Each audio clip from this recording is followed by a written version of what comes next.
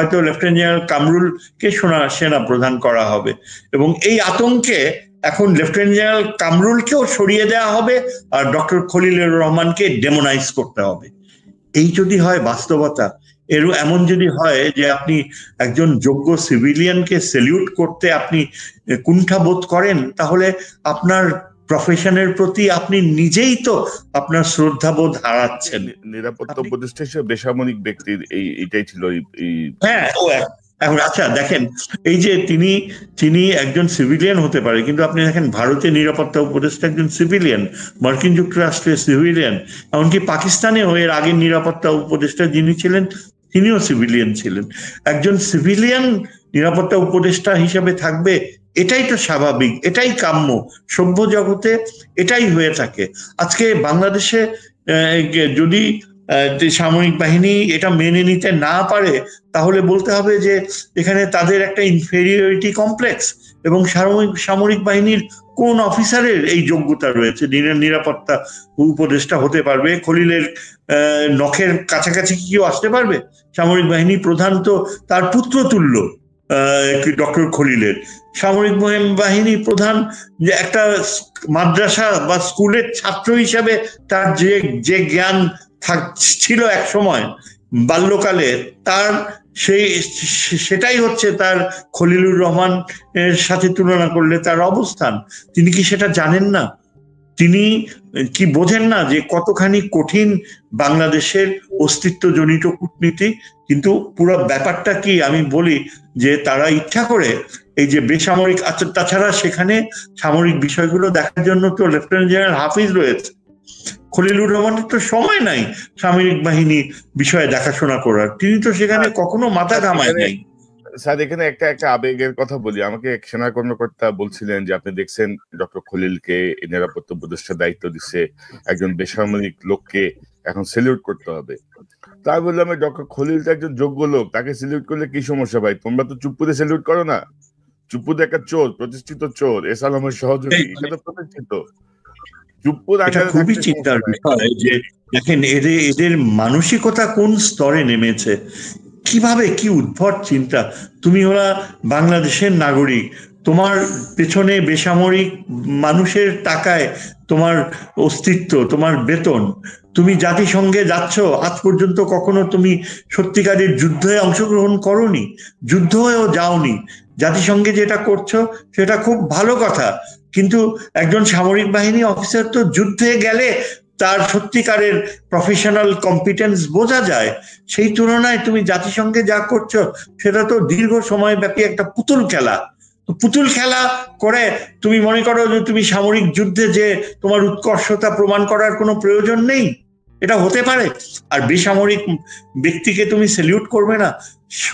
Doctor খলিলের মতো এত উপযুক্ত মানুষকে সেনাবাহিনী প্রধান সেলিউট করা, সেটা তো তার সৌভাগ্যর কথা, সেটা তার 7 জন্মের সার্থকতা। তিনি কিভাবে সেনা প্রধান হয়েছে আমরা কি জানি না? তার আত্মীয়তার বন্ধন না থাকলে তিনি কি হতেন? তার কি সেই যোগ্যতা ছিল? তিনি কি মেজর বা লেফটেন্যান্ট কর্নেলের উপরে উঠতে পারতেন? এগুলো কি সত্যি কথা না? এগুলা কি সামরিক বাহিনীর সদস্যরা জানে না? কেন আমি তো মনে করি এখানে আসল ব্যাপারটা হচ্ছে যে principal staff officer lieutenant general Kamrul, তিনি সামরিক যে সম্পর্ক এবং পাকিস্তানের সাথে চীনের সাথে যে সামরিক সম্পর্কগুলো গড়ার পেছনে তার অবদান রয়েছে, তিনি পাকিস্তানের যে সামরিক বিষয়ে আলোচনা করে এসছেন। খলিলুর রহমানের সাথে তার একটা যোগাযোগ হয়েছে, কমিউনিকেশন হয়েছে, সামরিক বিষয়গুলো আলোচনা করেছেন, এবং এই বিষয়টাকেই মানে তার চক্ষুশূল হয়ে দাঁড়িয়েছে। শোনা যাচ্ছিল যে হয়তো লেফটেন্যান্ট জেনারেল কামরুলকে সেনা প্রধান করা হবে, এবং এই আতঙ্কে এখন লেফটেন্যান্ট জেনারেল কামরুলকেও সরিয়ে দেওয়া হবে আর ডক্টর খলিলুর রহমানকে ডেমোনাইজ করতে হবে। এই যদি হয় বাস্তবতা, এমন যদি হয় যে আপনি একজন যোগ্য সিভিলিয়ানকে সেলিউট করতে আপনি কুণ্ঠাবোধ করেন, তাহলে আপনার প্রফেশনের প্রতি আপনি নিজেই তো আপনার শ্রদ্ধাবোধ হারাচ্ছেন। আপনি কি জানেন না উন্নত বিশ্ব, এমনকি এই যে পার্শ্ববর্তী ভারতে একটা সেক্রেটারি, একটা ডিফেন্সের ডেপুটি সেক্রেটারিকেও সেনাবাহিনী প্রধান সেলিউট করে, বাইরে ওয়েটিং রুমে ওয়েট করে তাকে দেখা করার জন্য। আপনি কি জানেন না যে মার্কিন যুক্তরাষ্ট্রে অ্যাসিস্ট্যান্ট সেক্রেটারি অফ ডিফেন্সকেও সেনাবাহিনী প্রধান স্যালিউট করে? এগুলো কি আধুনিক বিশ্বের কার্যক্রম আপনি জানেন না? আপনাদের শেখাতে হবে। কোথায় গিয়েছে আপনাদের লার্নিং? এগুলো সব ঘটেছে এই 16 বছরের এই যে হাসিনার প্রতি যে আনুগত্য, এবং হাসিনা যে কিভাবে ধ্বংস করেছে।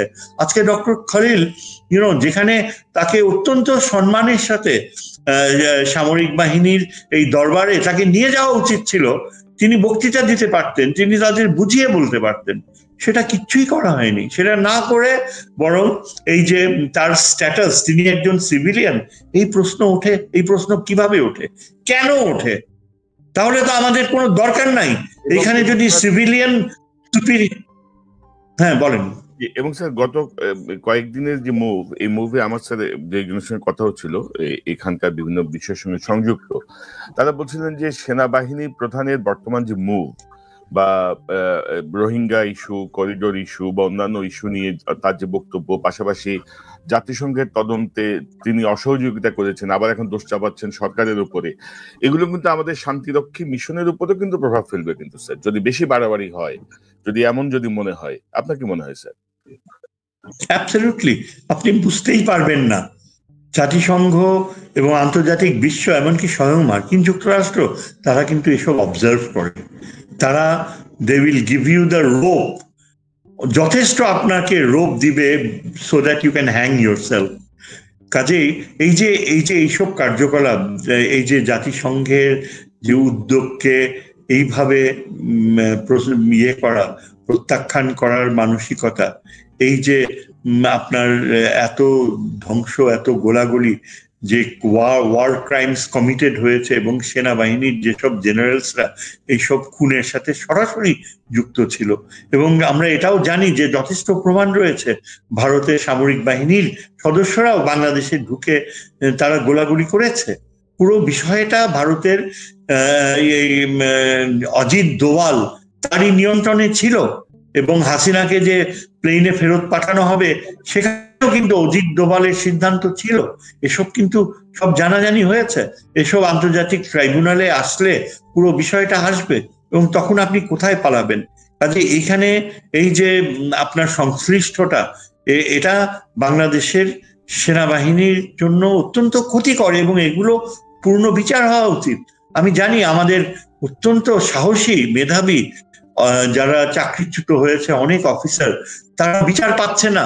তাদের মধ্যে একজন হাসান নাসের, ব্রিগেডিয়ার হাসান নাসির চৌধুরী রয়েছেন, তিনি প্রচন্ড পরিশ্রম করছেন, বিভিন্ন সেমিনার করে জাতীয় নিরাপত্তা নীতি, ভবিষ্যতে সামরিক বাহিনীর যে প্রফেশনালিজম কিভাবে ড্র করা যায়, এবং কর্নেল হাসনাইন নামে অত্যন্ত সাহসী বীর বিক্রম একজন অফিসার, যাকে বরখাস্ত করা হয়েছে, যাকে এখনো চাকরিতে ফেরত দেওয়া হয়নি, এই রকমের অফিসার এবং আরো অনেক অবসরপ্রাপ্ত অফিসাররা মানে অত্যন্ত ক্রুদ্ধ হয়ে, অত্যন্ত নিরাশ হয়ে দেখছে যে কিভাবে আমাদের এই ডক্টর প্রফেসর ইউনূসের সময় এই ব্যর্থতা